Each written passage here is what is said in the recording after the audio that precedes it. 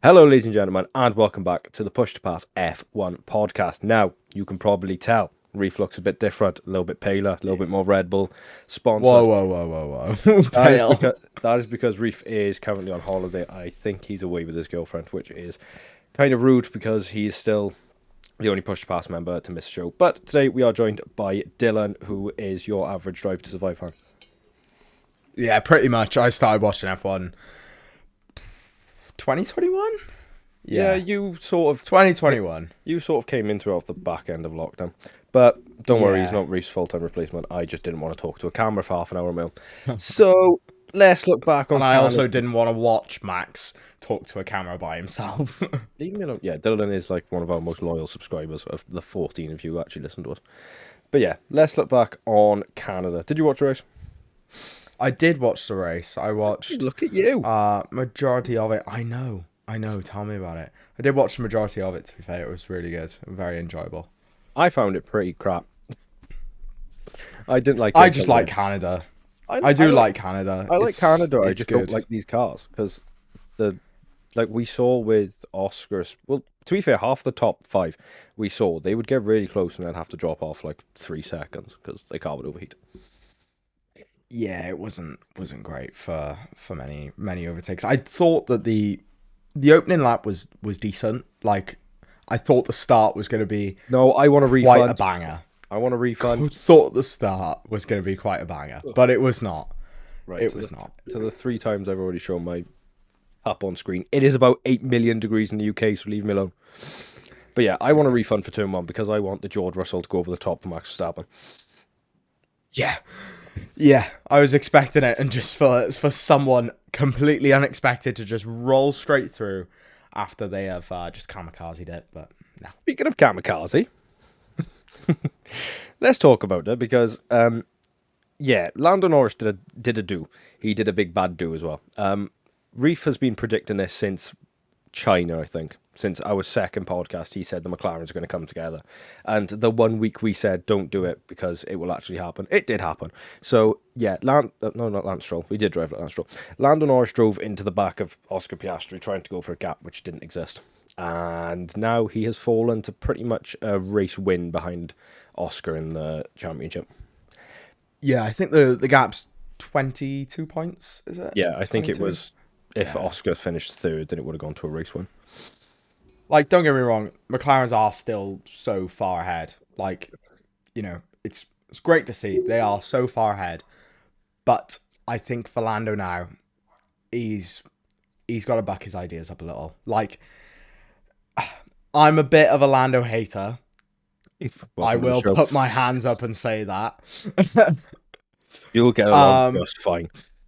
But I think he's quite a bit under pressure with Oscar. Like, Oscar's really shown like what he can do this year, and it's great. Like, plenty of race wins. His qualifying has definitely improved as well, and it's almost like that environment of having a competitive teammate like Oscar, someone who can put up a fight against the likes of Max, or like Russell and stuff like that. It's great. But yeah, I think it's created a bit of a high pressure environment for himself. Luckily, Crash wasn't any worse. Oscar didn't come off too bad. I mean, He was where did very Oscar lucky finish? for that. P4. 4th. Yeah, But he's he very lucky. And he was more falling back from Antonelli than he was gaining on him. But Piastri was very lucky to not come away undamaged from that. Yeah. Because if he'd got a puncture, then I feel like he would have gone to the back of the garage and punched Lando in the face. Yeah, it'd be interesting to see when they battle again. I mean, it's gonna come realistically because they are top in those time sessions. Although Lando did have a shocking qualifying, Yeah, because washed. He looks yeah. great in qualifying up until Q3. Like I remember watching. Yeah. I was watching the qualifying, and you was watching. Piastri was improving, and then he went up by like a 10th and a half, and then Max better than. You're thinking like, oh, you know what? This has got Lando slamming it on pole, and then he goes through sector 2, and he's 5/10ths down. You're thinking, well, you're just a bit crap, aren't you?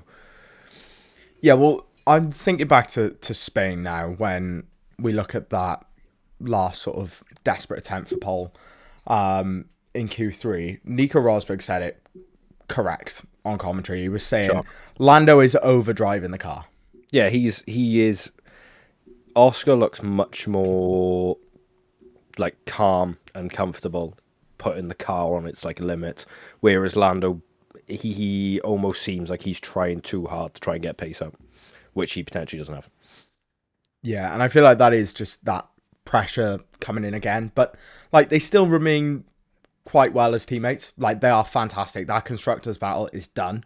They are running away with it. What do you mean Red Bull are going to come back? Nah, mate. Ferrari are in. Oh, I have got strong words about Ferrari.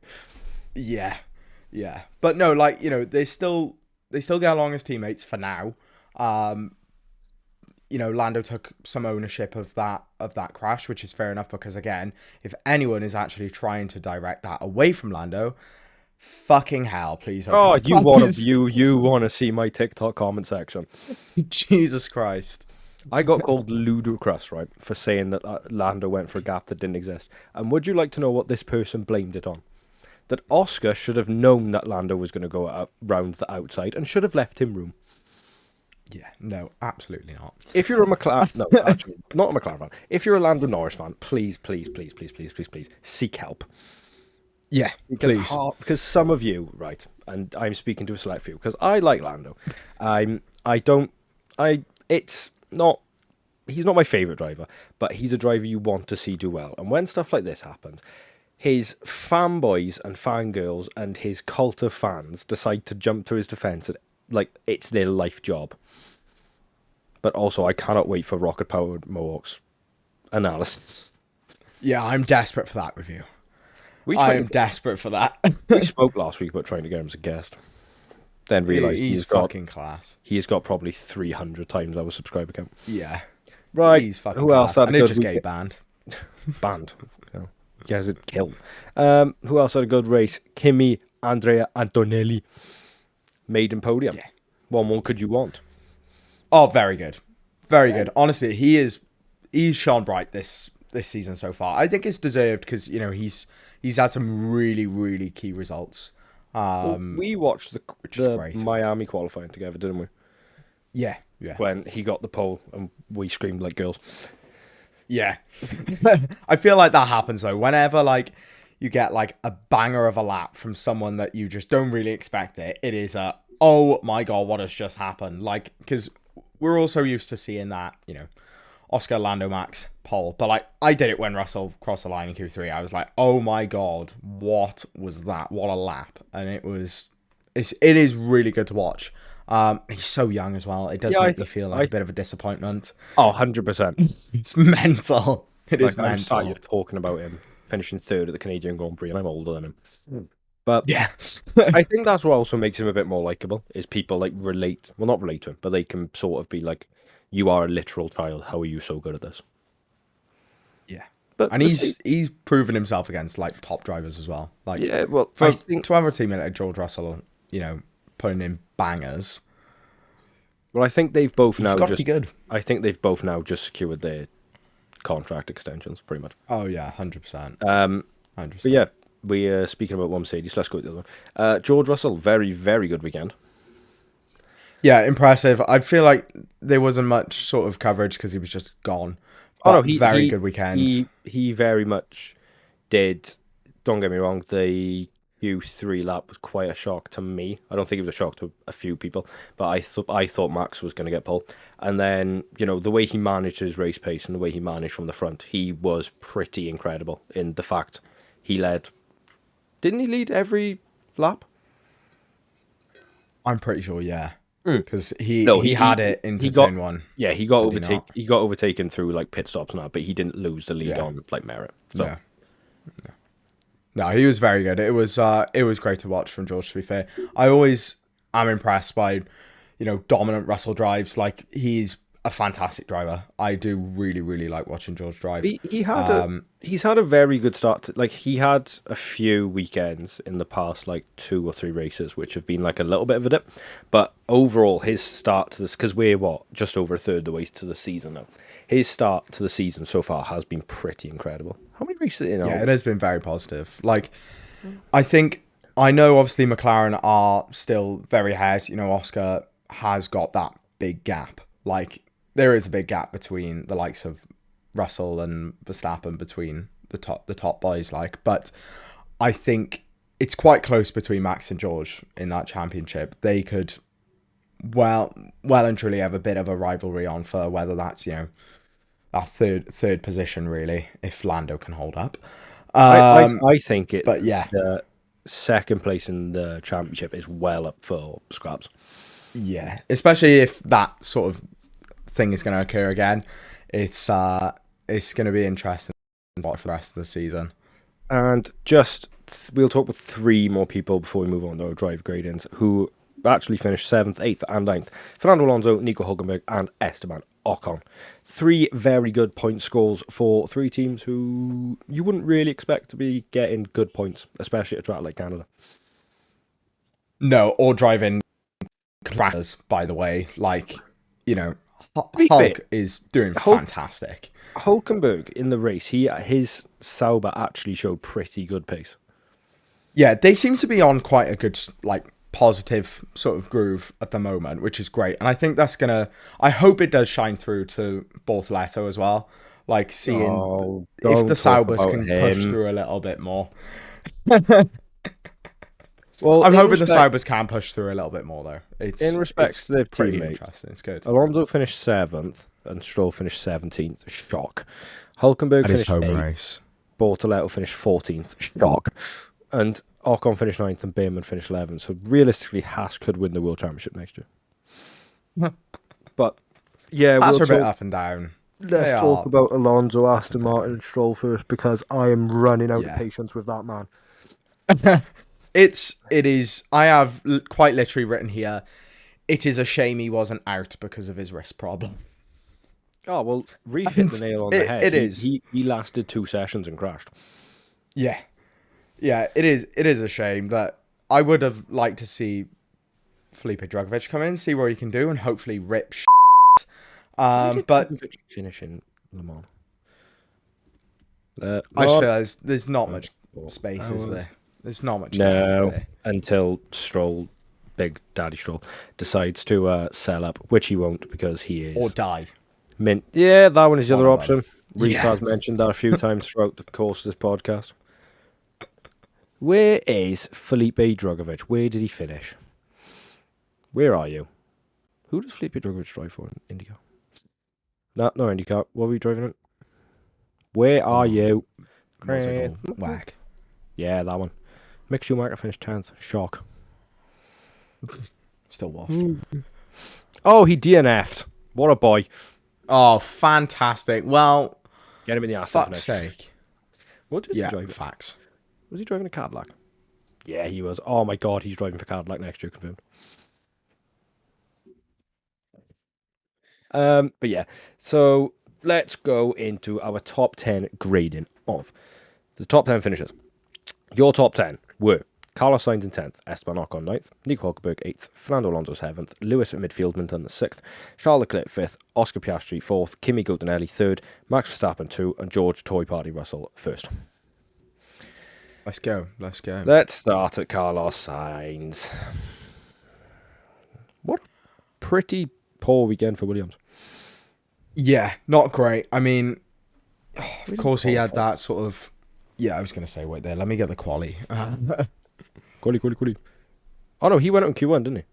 Yeah, he qualified 17th. So 17th to 10th isn't bad. No, very good. 1 2. There we go.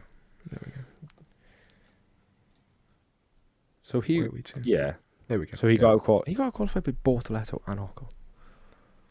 Woucher. Washed. But no, well, no, did he actually? He wouldn't have gone from. Did he go from 17th? Because 16th, I think I seen on the post. It was like 6 positions, which is good. You know. Why doesn't the F1... This is why I don't like the new F1 app. We had a rant about this before we start recording. But this new F1 just awful app, it just makes no sense. It doesn't show you anything. I don't care if Liam Liam Clawson was not classified. He's another one who's on fraud watch. I got it out for him. Yeah, But fucking Carlos hell. Sainz, it did seem like nothing was really happening for Williams. Because obviously Albon had that engine issue, and then he decided to try and do the most miraculous one-stop of all time, and they just retired the car. Yeah. I mean, no, it's not been a great weekend again for Williams. Really, they're that poor performance in Spain. Um, it's a bit of a shame that Albon's out. You know, he's had a great start this season. He's been standout, but it's good to see Sainz has a good bit of improvement as well since the start of the season. He had a bit of a struggle, so still, you know, even though it's just 1 point, sound. You know, he's done well to get the car back up there from the position he was in through quali. Also, breaking just an hour and a half ago from when we click record, James Vowles has extended his contract. He signed a new long-term agreement with the team. James Goat Vowles Milton. He is weird. James Vowles. He's a strange fella, but he always gives the vibe like he knows what he's on about, so I back him. Yeah, he's the one. He could talk me to death, but I'd still agree with everything he says. Yeah, James Vowles for Prime Minister. I gave Sainz a 6. Ooh, yeah, I'm gonna go with a 5. I'm gonna smack bang the middle. Wow, you are yes. harsh. I know. Yes, he's got a point. What did happen to him in quali? I can't really remember. Did he just got impeded, or no? He got impeded by. There we go then. Okay. Okay, I can make room for a 6. By the mini Frenchman. Yes, I can make room for a 6 then. Let's go with that. P9 Esteban Ocon. He qualified in a lofty height of. I think qualified top 10. 15th. Did he? Qualified 15th. Yeah. Washed. No, finished 9th. I'm going to go with an 8 out of 10. Yeah, I'm going to go with an 8 as well. I'll agree with you there. Haas are very strange. They're pretty decent in the race. Like, we see that from, you know, Behrman's had some good results. Same with Ocon. I do rate Esteban Ocon as a driver. He's very good. We've said pretty much all season that Ocon and Haas are the team. You don't know if they're going to get knocked out in Q1 or potentially be in the fight for pole. Exactly. Like, in terms of the championship, Ocon is pretty much best of the rest because there's Albon on 42 and then Ocon on 22. Yeah. Who's a I think that sort of quali gap, not really gap, but if you know what I mean, sort of that inconsistency is the word I'm looking for. If that is fixed, Haas are in a good spot. Haas can cook. Yeah, Haas can seriously do some damage. But, I mean, you know, they've got a great pairing. I think that quality does just need to be worked up a little bit more. But no, very good result from Ocon, P9. That's slowly fighting themselves into the midfield. P8, Nico Hulkenberg. I'm going to go with a 9 out of 10. Hulk has been fantastic. What a goat. He has been so good. P13. Wow. 13th. Not too bad then. Wow. That's probably where about you would expect Hulkenberg. I think. Where's he drive for? Sauber. Yeah, I think. Obviously, he's finished behind Alonso, and then it's just basically the rest of the field. So, if I'm honest, I'd go for a 9, possibly push it to a 9.5, because he is fantastic. He has done so good there, and it's continuing that positive performance again for Sauber. They're still P10 in the constructors, but you know, hopefully that'll work its way up. They've got 4 points. And Williams have got... Wait. Never mind. No, they're not. Sorry. You forgot. You forgot. I'm looking at the wrong year for some reason. Alpine have only drove with one driver for like... I was going to say, Sauber have 20 points. Yeah, Sauber... I was looking at the wrong year. Also, it gave me 2024 when I typed it in. I've been watching F1 now since probably about 2008. So since about the age of 3. I've never known a season where we've got 10 races in and every team is on double figure points. Because I'm so used to Williams just being on 0. I can't really say a lot there. I watched. You definitely began because I you've watched been the Russia car, yeah. You had the Russia car. You had Mazda the Russia Speed. Haas. Yeah. God, you joined F1 all. To be fair, you actually. Oh joined yeah, F1. I did. You didn't have to deal with Mana and everyone like that and Sauber. Heikki Kovalainen. But no, yeah, Sauber 20 points, Aston 22 points. I think if Alonso and Hulk are sticking together around that sort of area of the points, it's looking tasty there. And if Definitely. I Gabby mean, if you're Bortoletto knows how to drive, then yeah, I mean Lance Stroll's out of the question because he's just a dick. hey, he scored But more points if for Aston this season than Fernando. So shut your pig mouth. look, if you're interested in that battle for P8, good on you. I'm not a betting But man, yeah, but it's looking good. P7 Fernando Alonso. I will go with an 8 out of 10. Give this man a quick car. Yeah, I agree. Where did he I'm qualify? looking forward to next season.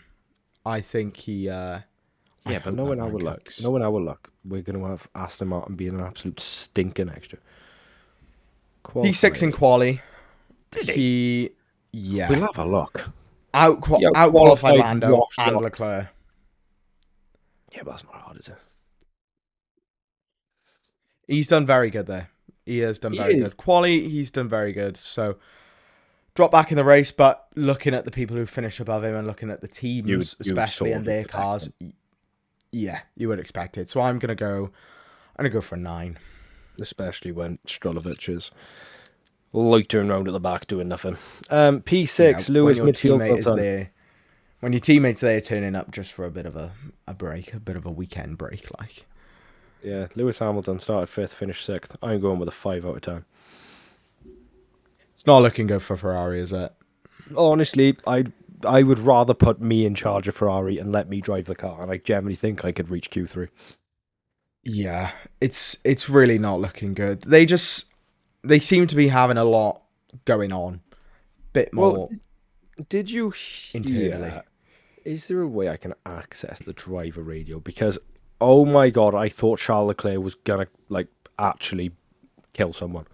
He was like, they were on about. It was when he made his stop, and they were like, "We want to go Plan B," and he was like, "I think Plan C," because I think he didn't want to go onto the hard tire, and they were like, "Yeah, well, no, we can. If we go on the hard tire, we can then have something free to do towards the end of the race." And he was like, "Well, no, I don't want to do that." And they were like, "We're gonna do it anyway." And he was like, "Can you listen to me for once?" Yeah, it is just putting your foot down a little bit. I feel now like they seem to just have internal problems that need to be worked out properly. Like you look at Lewis's relationship like it was with Bono, like it's just it's stupid different. Yes, this is his first season and hopefully they will hurry it along a little bit with him and the performances will improve. But more needs to be done there. It's out of hand. I don't know what I'm on about now. Wait there. Let me reset. You sound just like Reef. Let me reset. Yeah. What were we talking about? Bosey were at the Canadian Grand Prix as they disagreed over Plan B or Plan C. Let's do Plan B. No, I think Plan C. Okay. Box. Why did you make me stop? We are on Plan B. We are on B. Yes, but I was just telling you that the tyres were fine. It's just a mess between the race engineers. Well, Hamilton's race engineer doesn't even want to talk to him, which I can't really blame him. No. And Lewis is trying to put his foot down, but at the end of the day, those problems need to be solved pretty quickly before you're actually out on track. Yeah, but they're going to solve it by sacking Fred Vasseur again. Because that's what Ferrari need to do. Well, Christ, how many questions did Horner get of are you going to Ferrari?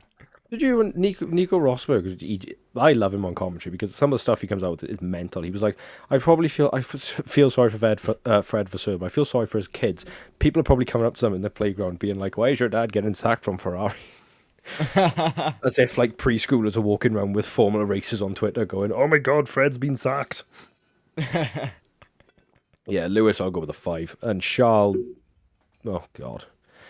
Charles, my boy, I feel so sorry for him. Please leave Ferrari. Yeah, I mean, I seen a few bits on Twitter about Charles discussing discussing wanting to leave, but Yeah, I it sort of came out don't last know. week, and then Charles said that he was like happy at Ferrari. It sort of gave me the vibe of he had to say he was happy because otherwise I think Ferrari would just like Yeah, I feel like spin out. everyone has to do that, don't they? Like you look at, like Horner was saying, I think about whether he'd get the Ferrari role or not. He was saying, "I'm loyal to Red Bull." Well, You know, you're not. If the money's there, you're gonna pick it up, mate. Ferrari But sends you a still, six-figure contract. I think you yeah. might move. Where do you think Leclerc would go? Honestly, I'd love to see him at Red Bull, but it won't happen. Yeah, I think that is the only gap, unless Mercedes really do shift out George Russell and stick on their Kimi Antonelli hype train. I think But if right, after this weekend, that can't happen. Come on. if Max was to go either retire or take a sabbatical or something, I think Shaw would be like top of their list. But he's got a contract Yeah. till 2029, so it would cost you an arm and a leg. Oh, without a doubt. They'd have to sell the next couple of seasons worth of cars. So, Um, Oscar Piastri P4. I'm. I'll go with I was gonna go with a 6. yeah. He Yeah. lost. He was very cautious, but cautious in a good way with Kimi around the first sort of few turns, which ultimately lost him the podium. But then he wasn't really helped with Dirty 8, and I think McLaren's strategy wasn't the best because they seemed to let Lando stay out for ages and was like, Oscar, you're the lead car, come pit early and get shafted. Yeah. And then Oscar, he like, also, still very quick in quali. But that moment with Antonelli, yeah, 100%. I think he was very cautious, not knowing really how to battle with Antonelli. But I think now he knows. Okay, this boy can drive. Let's put my foot down a bit more and get in there a bit. Oscar has a 22-point lead over Lando. He has a 33-point Yeah. lead over Max and a 52-point lead over Russell. So I don't think he can really complain about weekends like this. It's just sort of No, something. exactly. Yeah, and to probably say this was, I mean, apart from Australia, one of his poorest weekends. It's not bad standard to set, is it? It's not. It's not. It's really not. Especially after, he still got his head screwed on as well, which is great. He's not gonna lose any sort of, confidence from this. It's just one of those weekends. Get on with it and I don't think he keep was a that bit lucky position. though, because I do feel like Lando would have. Lando looked a lot quicker than him. Yeah, I think if I think Lando had a lot more just general pace on his tyres. But yeah, again, it's Lando going into a battle, so he balled it. yeah, I feel God. like if Lando does sort of have some pressure eased off him, the next couple of races could be interesting, especially after that crash. And, with the gap being a lot bigger now, Lando's going to really have to make that up. But yeah, no, I can see Piastri just continuing to run away with this, and I really hope he does. Oh, he will. I'm fully within the headspace now where I think the championship is slowly walking away from Lando, and just Yeah. McLaren are slowly going to probably have to accept they have to favour Oscar. Yeah, Because I don't. think I've Oscar's. I've said from the start of the season, Oscar's biggest threat is not Lando. Oscar's biggest threat is Max. Yeah, Oscar's got to go head down at this rate, and if the gap gets bigger, he can easily just say, right, Lando's out my mirror now. Let's Lando's just not going to catch me. full Please help. steam ahead. Exactly. P3 Kimi Antonelli. I'm going to go with a 10 out of 10. It's got to be a 10. It's got to be a 10. How old is Kimi Antonelli? He's 18, isn't he? 18, isn't he? Kimi. Yeah. Andrea Kimi Antonelli. Yeah, he's 18. Wow. He was born in 2006. Yeah, Jesus Christ. made the move on the opening lap and didn't really look back. He defended really well against Oscar as well. 'Cause Yeah, he- I was gonna say to be able to fight off, someone who's leading championship and driving phenomenal this season.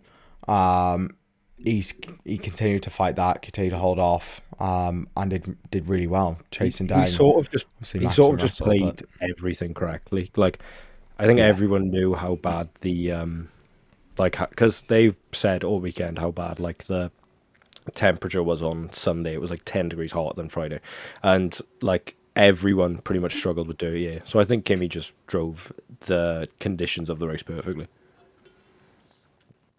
Yeah, he did. He did.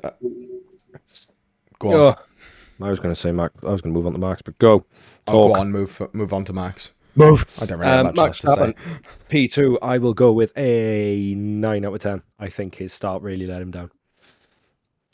Yeah, it's a bit of a shame not to see a bit more off that start, to be honest. I mean, it was a short run down into the turn, albeit, but I think him and Russell at each other's throats are just fantastic. So let's it more.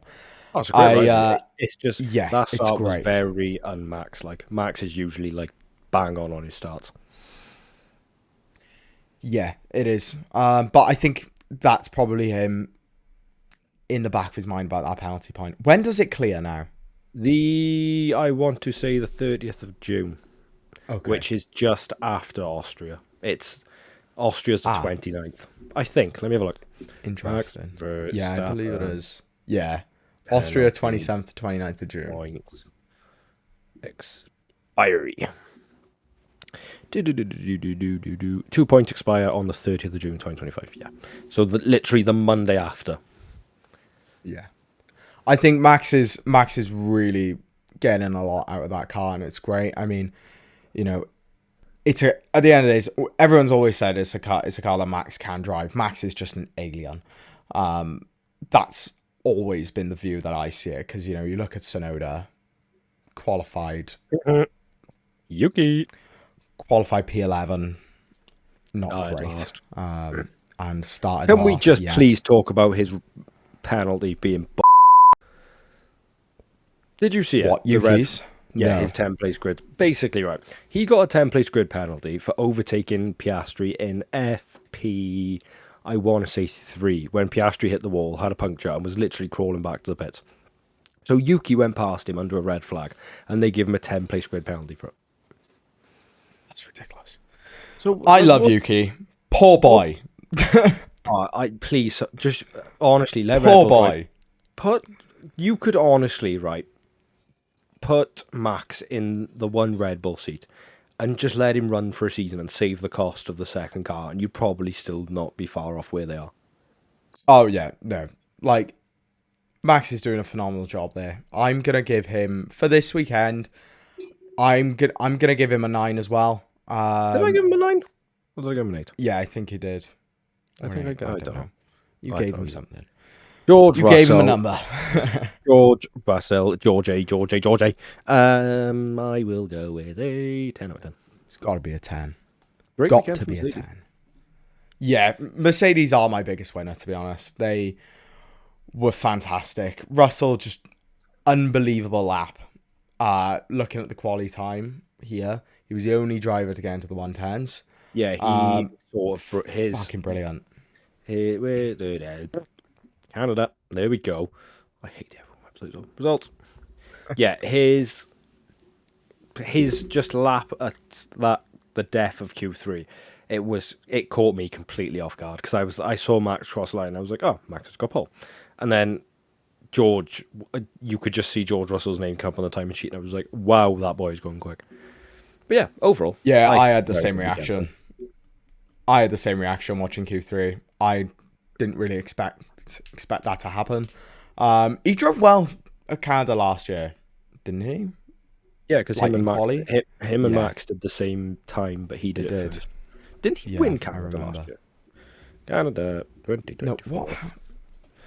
winner, F1. Max won it last No, year. Max won. George finished third. Yeah. What Yeah. a bastard.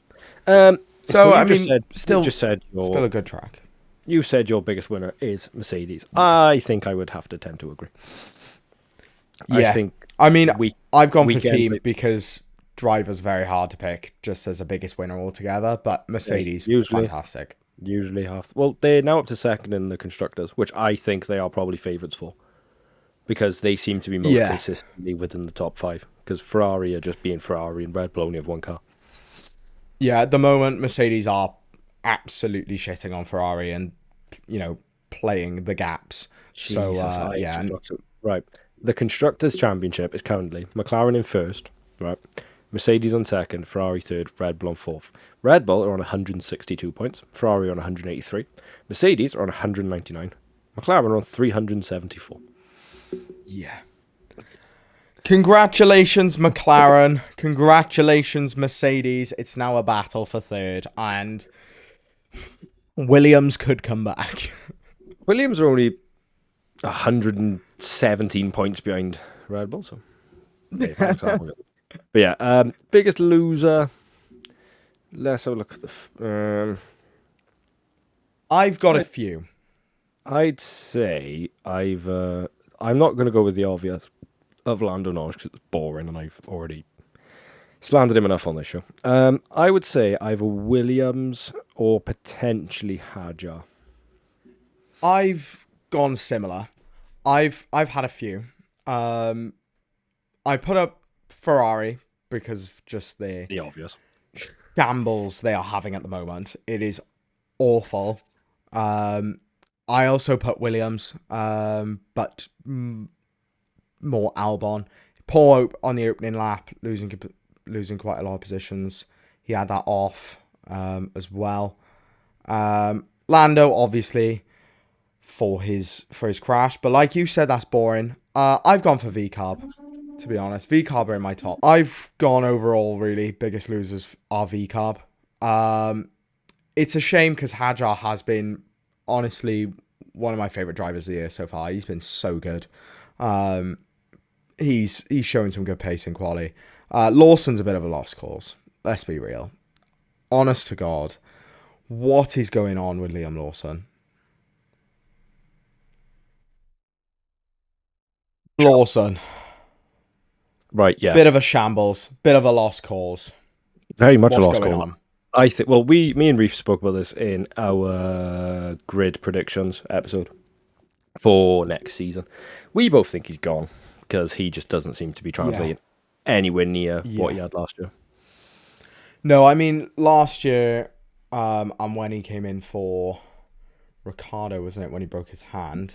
Yeah. He put in some absolute stunners. Like, wow, just really showed what he got. But I feel like it's probably a mix of that confidence dropping after some shit performances in Red Bull. Yeah, I don't really know. Hadjar is showing him up, and it's great because Isaac is such a good driver, and he is a good personality on the grid. He's very well liked from what I've seen, which is great. And have you seen him like completely avoid any talks about wanting to go? Well, about taking the Red Bull seats because he just doesn't want to. What session? It was I think it was in qualifying. The Sky producers were like, Crofty was talking to Nico Rosberg, and he was like, "So do you think next year we could see Isaac Hadjar in the Red Bull?" And Nico Rosberg was like, "They need to do everything they can. Just ignore Red Bull. Stop answering their calls. Just don't speak to them." And I do sort of agree because I'm a bit like, should they really be putting Isaac and his develop at such a risk where they could be like, next year you go to the Red Bull and you sort of have the same issues as Yuki and Liam? I'm a bit, I don't want to see that happen. No, it's the last thing you want. And, he's doing so well. Just let him show what he can do. Let him prove, he's comfortably been ground. one of the best drivers so far. Yeah, he has been absolutely fantastic. I'll brief you through mine. I'm not in order.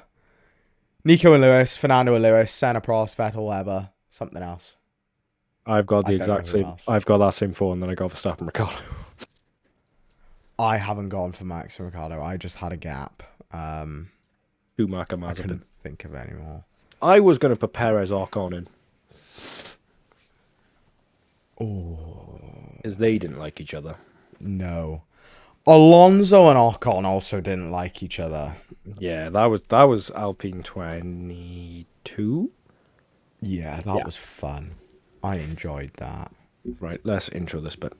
I'm gonna go with that. Fuck it. Now we're going to be moving on to a little bit of a special because there's no racing this weekend because Austria is in a week's time. So we are going to do two little. Well, one's a list and one is sort of just a bit of fun. So let's start with our top 5 teammate rivalries of all time. This comes off the back of obviously what happened with Lando and Oscar. So do you want me to go first to sort of take the mantle? Yeah, you go first. So Are we putting them 1 to 5 or 5 to 1? 5 to 1 because I think there's a clear one. But so in number 5, I have got Max Verstappen and Daniel Ricciardo. It was quite tame, but it did sort of come to a few swear words and a few crashes now and again. P4, I have got Mark Webber and Sebastian Vettel with the infamous Multi-21 and Mark Webber's general hatred towards Red Bull. P3, I've got Lewis Hamilton and Fernando Alonso, which was McLaren 2007, but also just general through F1. They don't seem to like each other. 2, I've got Hamilton Rosberg from Mercedes 2016, specifically that year because they were mental. And number 1, I've got Alan Prost and Ayrton Senna because that is the best, but also most like just pure hatred of teammates I've ever seen. Nice. I have very little. I wouldn't say very little knowledge of a lot of these rivalries. I know of them and watched previous races of them. Well, I watched apart from 4 Senna of these Prost. because, I unfortunately I wasn't born when Senna and Prost was a thing, but I watched all 4 of these. Yeah. So I'll go with my number 5. From one that I have seen while I've been watching F1. I've gone for Fernando Alonso and Esteban Ocon. They just didn't like each other. No, and I They don't just think did Alonso not like liked each other. Alpine, which sort of helped. No, and it was entertaining to watch, especially, I'm trying to think about back to moments. Was it Hungary, maybe 22? Well, that Hungary 21 was when No, 2022. Let me do a quick Google search. I can't remember Alpine drama. I'm trying to think because I definitely remember them being like they got in each other's way like They didn't really come together on track. It was just they didn't really agree, and I think that was also helped by the fact that Fernando announced he was leaving to Aston, so people at Alpine sort of shifted more towards favouring Esteban. Yeah, and because he's French. Right, that's getting cut. Okay, my number 4. I have gone for Sebastian Vettel and Mark Webber. Hey. No reason, just vibes, but also from what I've heard people talk about, that's how like Seb was back at that time. Bit of like a villain arc type of thing. Sounds like a vibe. It was quite funny. Yeah, love that. I remember he said one race he was like, "I know how well we're doing by how much we get booed." Class. That is class. It's like, I don't know, it's like that makes me wish I did watch F1 a lot earlier, and I have done my spells of going back to watch older races suggested by you. So yeah, I do still enjoy doing those things. So yeah, I'll go 3rd. I'll go with Fernando and Lewis because, especially with them both still being in F1, albeit separate teams, it's quite fun to still watch them bang heads sometimes. It was funny when they crashed in Spa. I remember that. And Fernando said, "This guy only knows how to just drive from first." He was like, "This is what happens when you don't." He was like, "This man, he only knows how to drive from the front," and I was like, "Oh God." Yeah. Good God. So, yeah, when they bang heads, it's good. So it's brilliant. Very enjoyable. But if I was to do a little bit more homework, I would quite happily go back and watch some of their rivalries. I can remember, I have seen when Lewis blocked him in the pits or before quality lap. Fernando, basically, this kicked off one of the like most infamous things of Formula One. Fernando blocked Lewis, so Lewis couldn't do a lap, and then Fernando got disqualified, I think, or he got like a 10-place penalty. So then Fernando went to the media and told them about Spygate, which was that Ferrari had like information about McLaren, which then saw both of them get like docked like 100 million. I think both of them got disqualified from the championship. Mad. That was back when F1 was absolutely mental. Like people What a nowadays, time. like people think Haas like Mazepin sponsors was mental. Honest to God, early 2000s and like 2010 F1 was absolutely insane. Half the teams didn't even have the right technology. I've gone second to spice it up, because one, like I said, I've not done a lot of homework on it.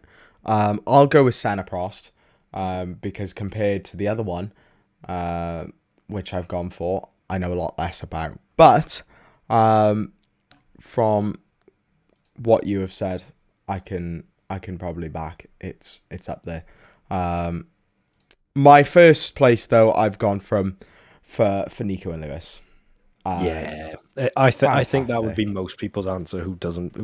A lot of people who don't really pay attention to F1 before like they were born would probably say Yeah. Nico and Lewis is the most fierce they've seen. Which, to be fair, it probably is up there. Yeah, it is. It's good, and But they swear they're best friends. it's always entertaining as well to hear Nico talk about Lewis on. Right, and as our last little bit, with the F1 movie coming out in, I want to say we filmed this on the 19th of June, so I want to say about a week. It comes out. Yeah, 25th, I think. We are going to do. This could get interesting. Our dream F1 movie car. So the specifications I have put are anyone at all. You need 2 drivers, 1 team principal, and 1 love interest. Right. With any Are we going current drivers? You can do you don't have to put actual drivers in. You can put drivers past or present. You can put actors in as drivers. You can do whatever you want.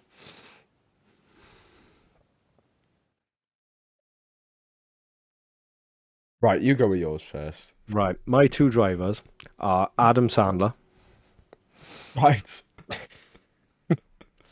and Kevin Hart. Okay. My team principal, I have gone with Dwayne The Rock Johnson, Okay. and my love interest is Jennifer Aniston. Yeah. Okay. The most like Right, you've gone all actors. the most like 20. Yeah, because I was gonna put like Kimmy in, but I felt that would probably be the worst movie of all time. Yeah, fair. Okay, right. Let me do some tidying up. Let's go with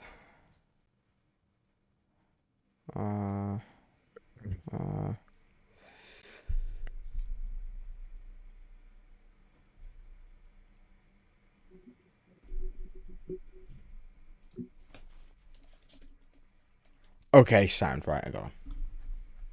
Right, go. Okay, right. Dream F1 movie cast.